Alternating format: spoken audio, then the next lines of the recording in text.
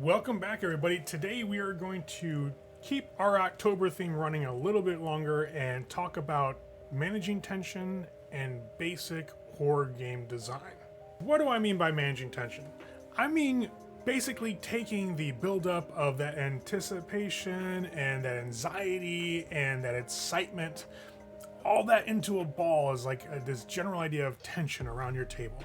And when you can manage that, you can get a really, really good ability to basically purposely build up tensions and scenes that are leading towards either big reveals or a fight with a bad monster or escape from the insane asylum where the ghosts were plaguing the characters, whatever the case may be. Last video we talked a bit about table read.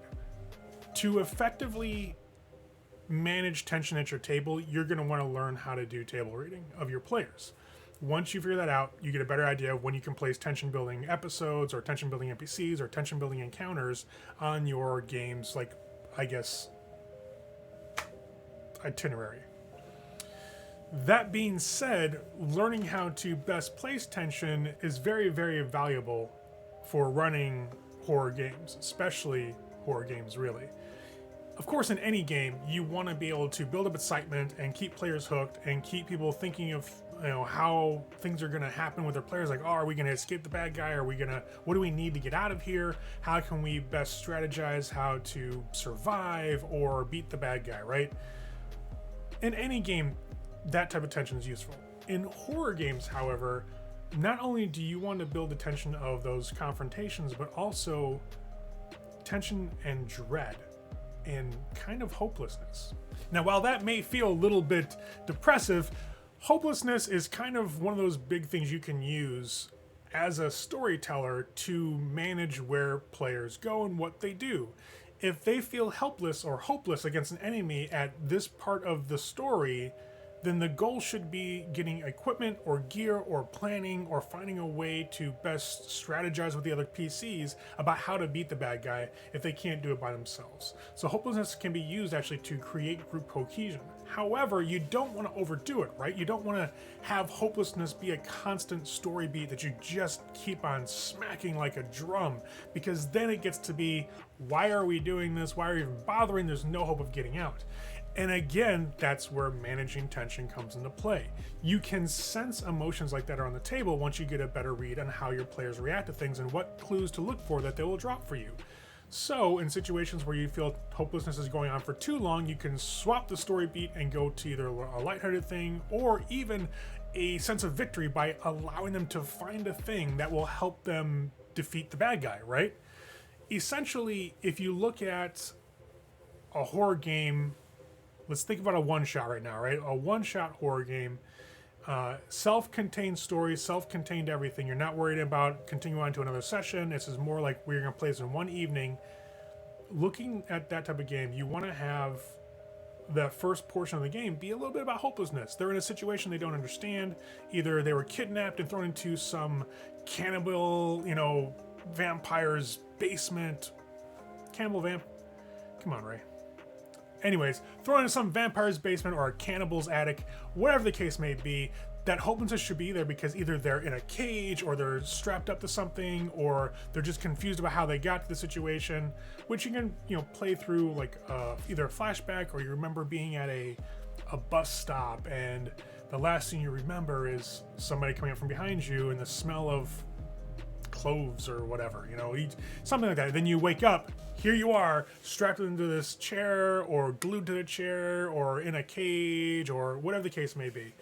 That initial, I guess, the call to action, if we're going back to our video on the story arcs, the call to action would be, you're hopeless, you're in some situation you don't understand, you have to get out. That call to action is immediate, it's powerful, and it should be driven by confusion and not knowing where they are. As a PC, players should understand, the system, the setting, that type of thing should be in confusion. What should be in confusion is, who brought us here? Why are we here? What happened? If you're going with like an abduction scenario.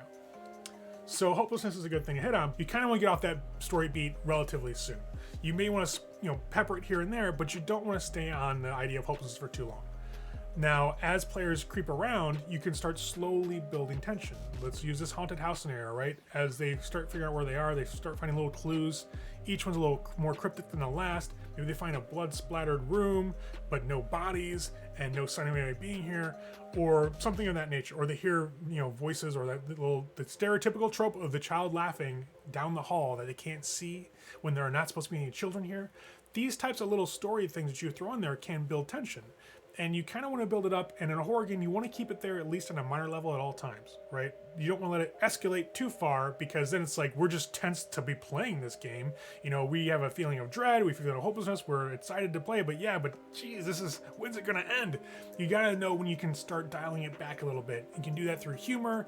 Sometimes players will do that all on their own by making little jokes between each other, etc., to keep things lighthearted a little bit, and that's perfectly fine. It could be natural. You'd usually find out that those jokes start to slow down once more scary things start to occur. They start seeing things or getting more clues or learning more about the backstory, actually seeing a ghost or whatever the bad guy is.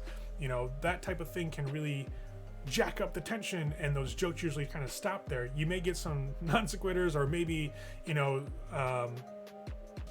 you may get a little nervous laughter, and that's fine. Let it spike for the bad guy's scene, then bring it back down a little bit. Let them have a moment to take a breather, and then talk, recalculate what they're going to do, and then see about that again. In a horror game, the sense of triumph is a very powerful thing. When they start overcoming the small obstacles or the fears you're putting in front of them, it starts making characters more and more courageous. And if we think about a horror movie trope, right, there's always a moment where the heroes think, we've made it, we're good, everything's safe, and then something happens again that, boom, blows them back down into the depths of hopelessness, into despair, into uncertainty, and that is, pretty much the end of Act 2. It's the twist, right? It's that confrontation that doesn't go the way they want it to. It could be either physical, it could be with fear, it could be with, what they're finding out about the place they're at, and then it just puts them down somewhere where things seem dire. And usually that climax, that buildup, is them escaping, it's them beating the bad guy, it's them making it out of the scenario alive. Now, that type of thing should feel like it's on the horizon, but not right in front of them. Because if they feel like getting out of everything is right in front of them in a horror game, and you're like maybe an hour and a half into the game, you got another hour and a half to go, we've got too much time on our hands for them to feel so secure. So that would be a great time to bring in some sort of situation where you ratchet up the tension and you ratchet up the hopelessness, that dread, and make them go, whoa, maybe we're not okay. You don't want to have them feel too hopeful right off the bat, or even towards the middle, because if they feel confident the whole time, is it really a horror game? So you want to play with that a little bit. Maybe give them some false hopes that you dash. Maybe give them some potential ways out that are then slowly turning out to be worse than the situation they're in. You can do these little story things to create that sort of ratchet up tension, let it release because they think it's good, and then jack it back up again because they think, oh my god, that solution isn't a solution at all. We still don't have a way out of here. So by playing with tension, you can slowly start to shape the environment, the ambience of the story that you have around you. And in a horror game, when you start thinking about how you're structuring it, from that first act when they first arrive wherever they are, to their first confrontation with the big bad, or the first reveal of what it is, and then the climax when they beat it or they escape from the scenario, you get to really start adjusting where the tense points and the story beats are by watching your table, by reacting to them, by allowing to have them little victories, but then taking them away. Of course, you don't want to do this in any heavy-handed manner. And if they come up with some solutions that they think are brilliant and are going to resolve the day, and you think, wow, I didn't think of that, mechanically that makes sense, now it's time to really quickly think of a good way that makes sense in the world you've created and the rules that you're working with, to kind of take a little bit of the air out of their sails. You don't always want to completely deflate the characters, because then it's like, why are we bothering, right? That same hopelessness thing, if you keep on beating on hopelessness. But what you do want to do is kind of make them have a little bit of uncertainty about that new solution. Maybe that won't work. You can do this in a couple different ways. One of them's a little underhanded. Do it out of game. You say, yeah, that's not bad plan, guys, but who knows if it's going to work?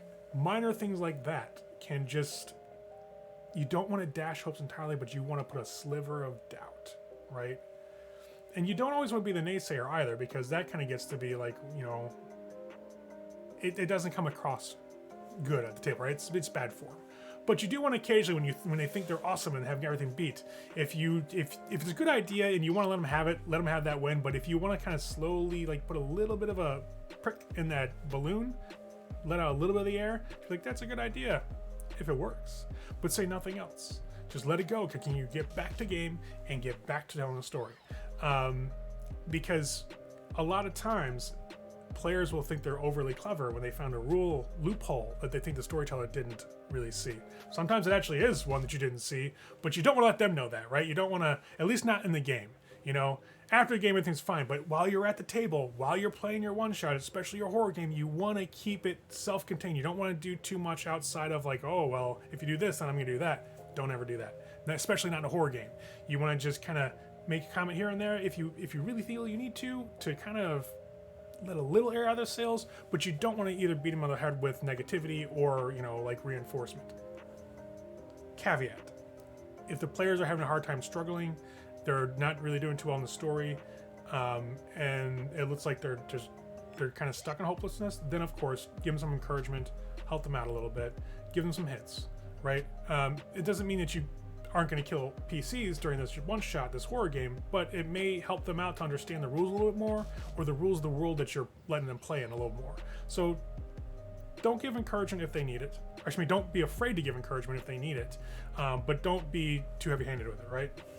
If you see somebody struggling at the table, needs a helping hand, give it to them, or encourage other players to do so.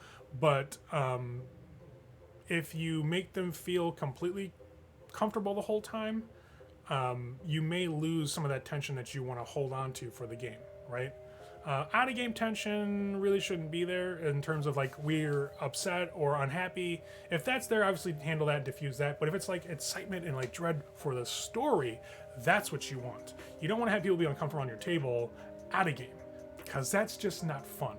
And I want to take a second to address that. There's a difference between being discomforted as a PC, as a character, and being discomforted as a player. Horror games are awesome and fun to run. Some of my favorite games to run are in the horror genre, but playing a horror game and being a horror ST does not give you like a license to make your players uncomfortable, right? You want to build this artificial sense of dread and tension and, hopelessness, but you don't want to beat your players over the heads with things that are uncomfortable, that are overly graphic to where they feel squeamish about them.